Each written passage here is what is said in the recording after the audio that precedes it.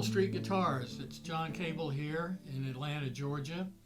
Last month, Chris Capitanio issued a challenge to all of us here in the shop to find out what we would take on a desert island, so to speak. He said, pick 5 essential items in your musical collection that you can't live without. Now that's easier said than done because you have to give up some pretty cool things, and you have to really think about what are the essentials and what you really do need. It's more need than want. So it's kind of tricky. You have to give up some things.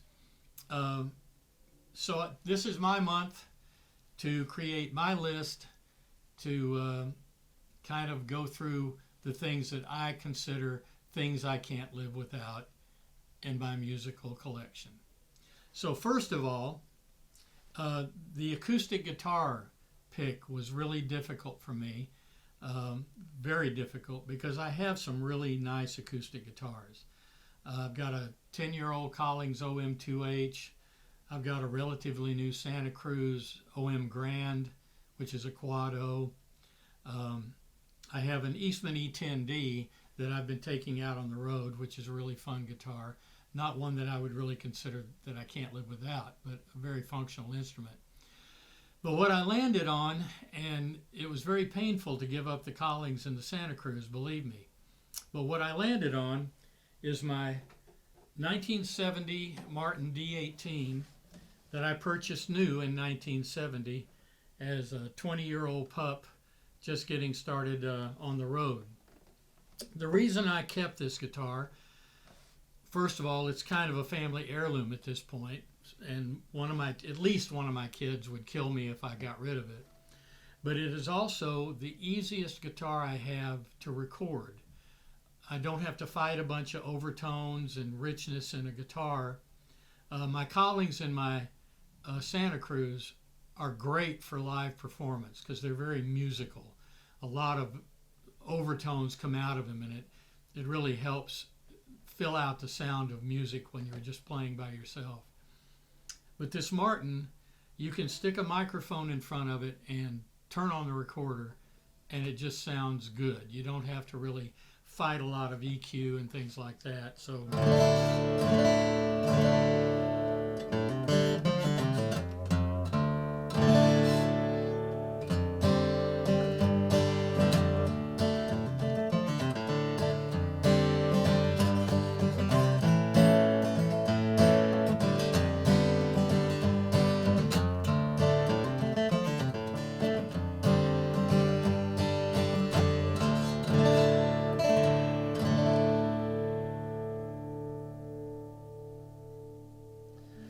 So I kept my old Warhorse for sentimental reasons and practical reasons as well.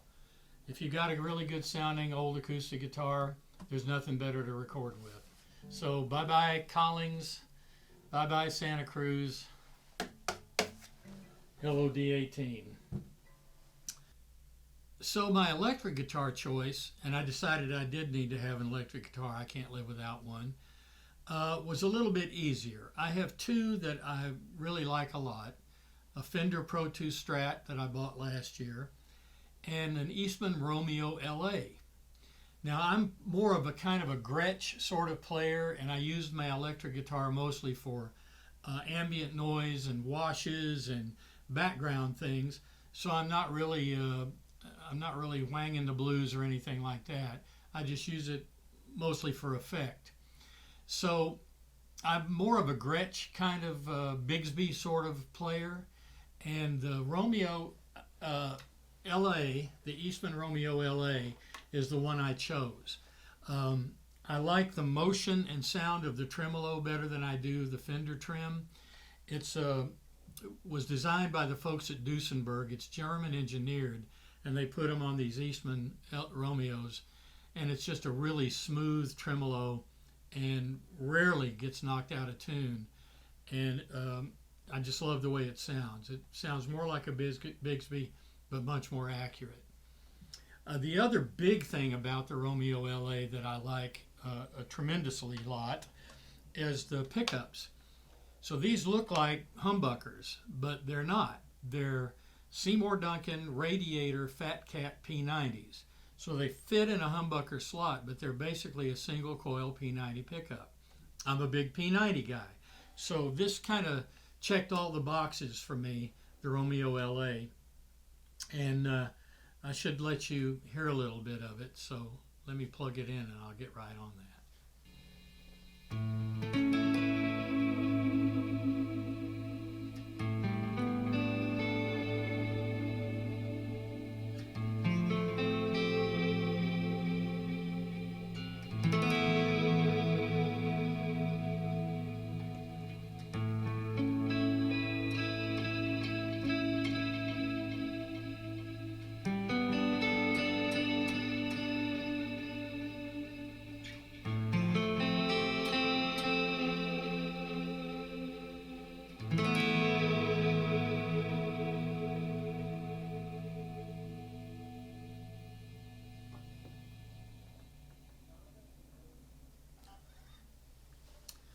Okay, so that takes care of the guitars. Figured I needed one acoustic and one electric. So now I've got 3 slots left to fill with things that I can't live without. So the more I thought about it, the more I thought, well, what do you do besides play live? Well, you record. And I figured playing live, most of the time I'm in a sound system situation, so there's always a place to plug in.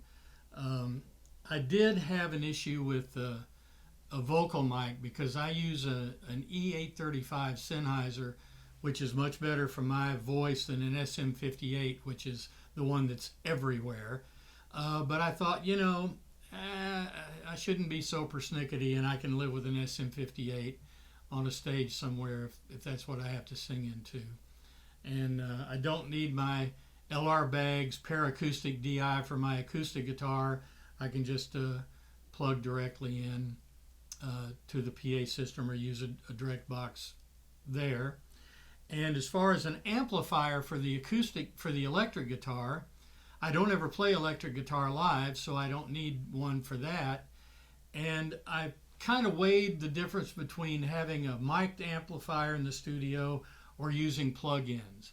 And because of the way I use the electric guitar, I think the plug-ins work perfectly fine, and I get a lot of really great sounds. I can dial in some things.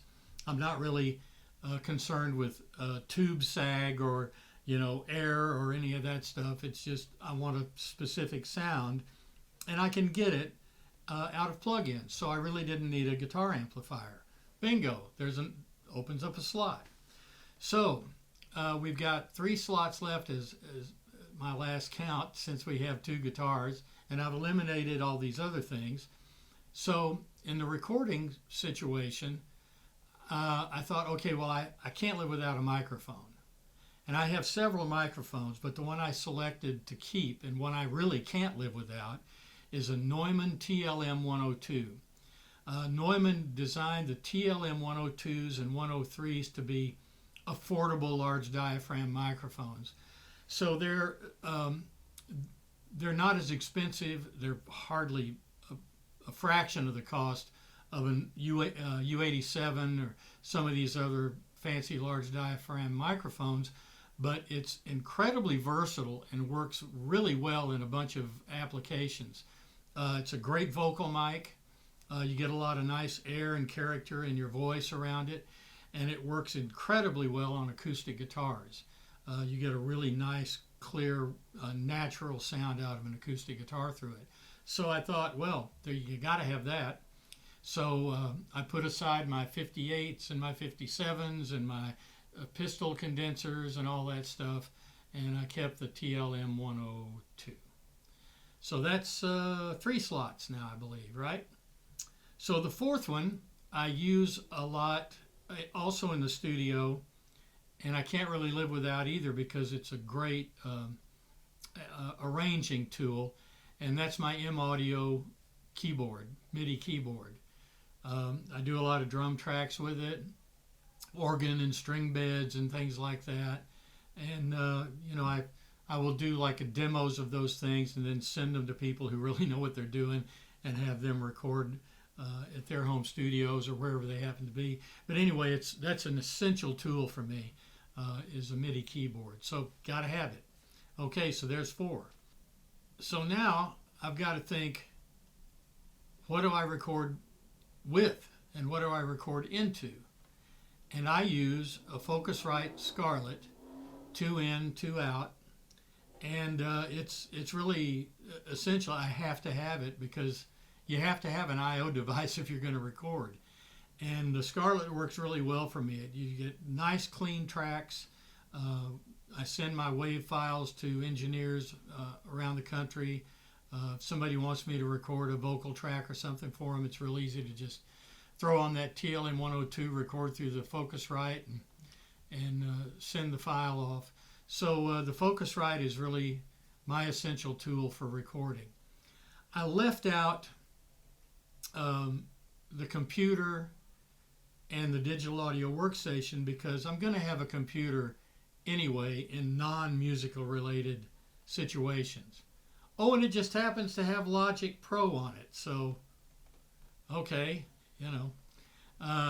so that's a little bit of a cheat, but I figured, we're talking mostly about physical items, so I let that slide a little bit. So let's see, we're looking at 5 things there. We've got a Martin D18 from 1970. We've got my Eastman Romeo LA here. We've got my Neumann TLM 102 microphone. We've got my M-Audio digital MIDI keyboard, and we've got my Focusrite Scarlett. I can't think of anything else that I can think of a ton of things that I can't live without, but if I had to just go on a desert island and still be able to create and play, those would be the things I would take. Whew. It's exhausting thinking about this stuff, but you should try it. It's really fun. Just kind of sit down with all your stuff and see what you think. If you have any comments or any ideas yourself that you can leave in the comments below, that would be great. You're always welcome to come into the shop here at Maple Street Guitars in Atlanta, Georgia. You can find us on the web at maplestreetguitars.com. Look for us on social media, Facebook and Instagram.